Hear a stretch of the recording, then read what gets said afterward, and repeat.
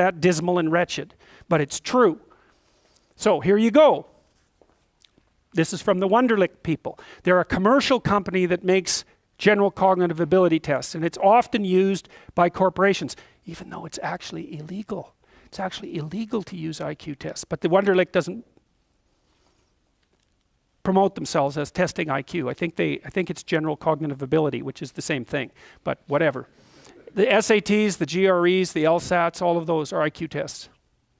So now they're more crystallized than fluid, and we'll get to that in a minute. But crystallized knowledge is what you accrue across time.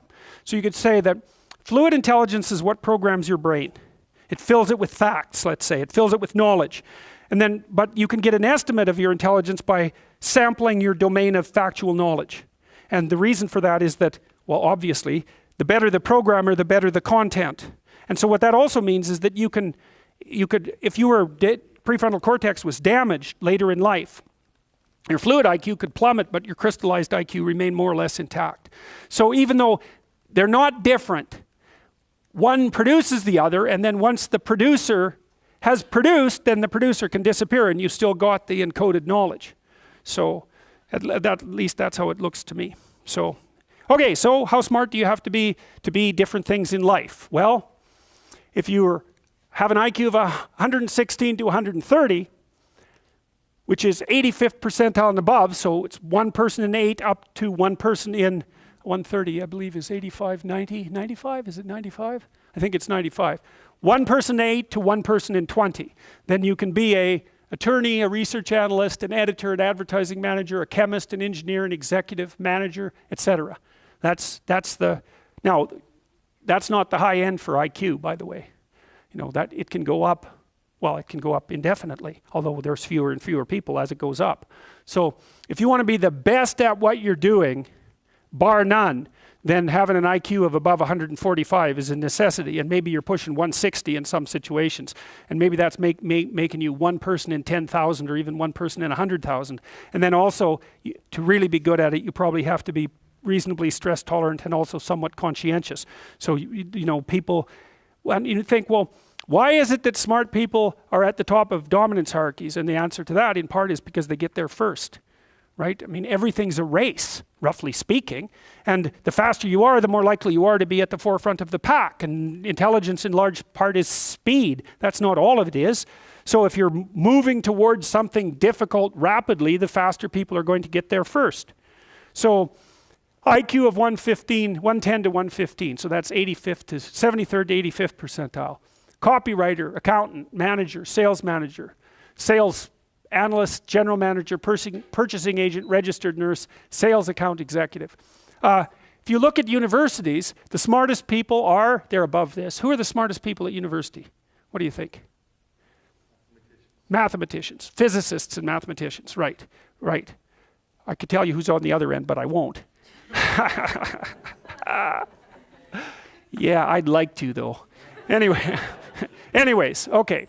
Going down now 103 to 108 is slightly above average, right? 60th to 70th percentile. Store manager, bookkeeper, credit clerk, lab tester, general sales, telephone sales, accounting clerk, computer operator, customer service rep, technician, clerk, typist. So you see at this level, people have some technical skill and some ability to deal with complex things.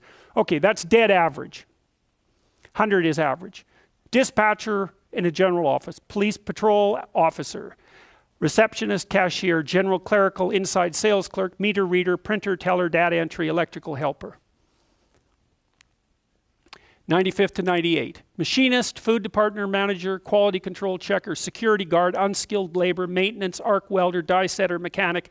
Good IQ range for relatively qualified tradespeople. 87 to 93. Messenger, factory production worker, assembler, food service worker, nurse's aide, warehouseman, custodian, janitor, material handler, packer. Now, what you're starting to see is that as you move down the hierarchy, the jobs get simpler. They're more likely to be assigned by other people, or they're repetitive.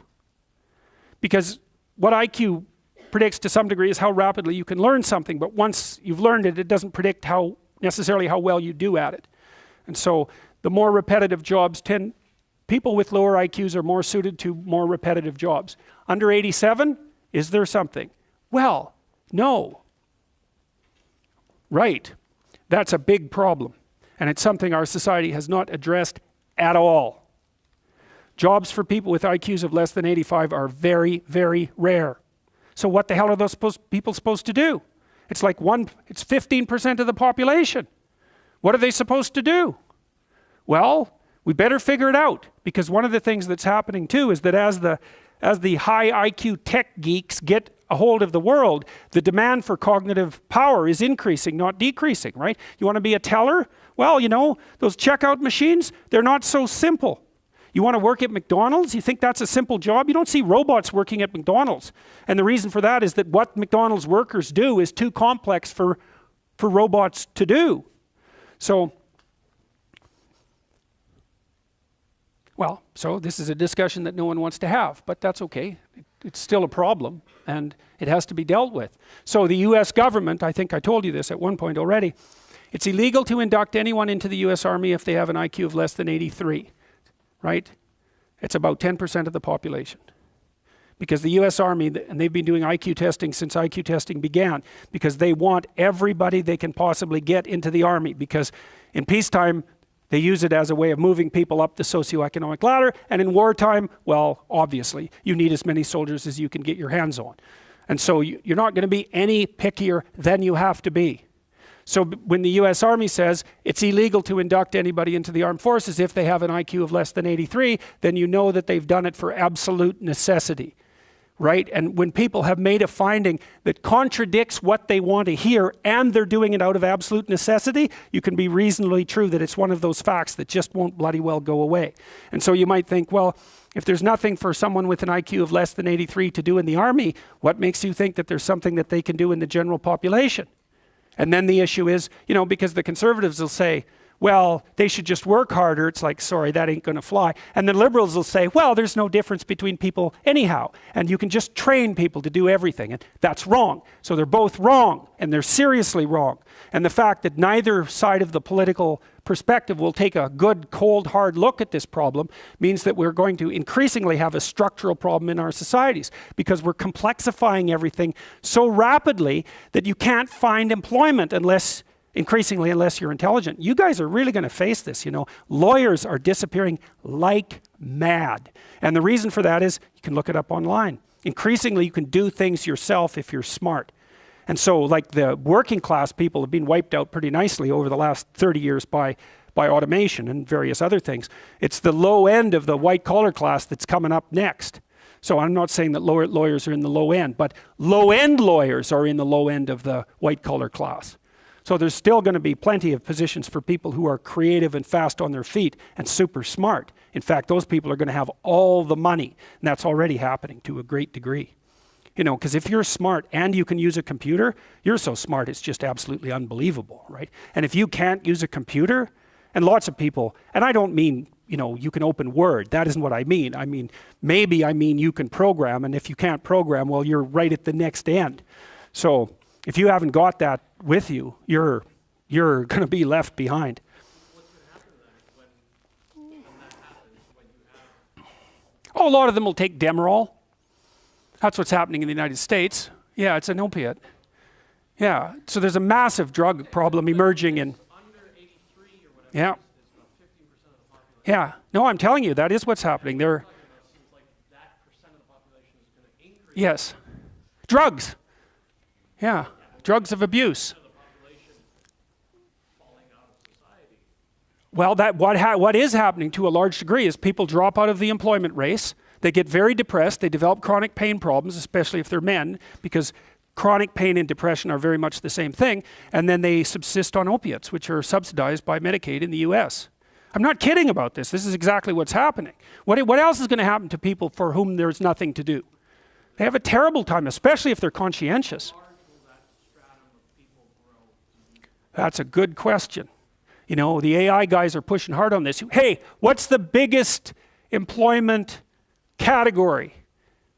Driver. Think about it. What's Tesla doing?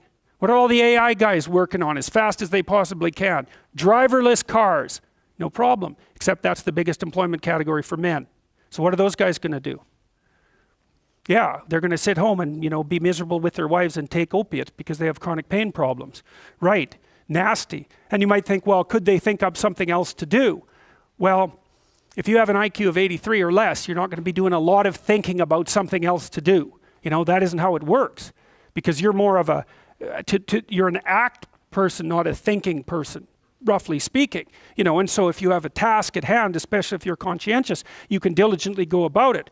But, you know, I've tried to train people with IQs of 80 and less to do what I would consider tasks that one of you could learn to do in 10 minutes and never make a mistake again. And it's like tens of hours with bare minimum mastery of the tasks. So, yeah, it's an ugly situation, no doubt about it.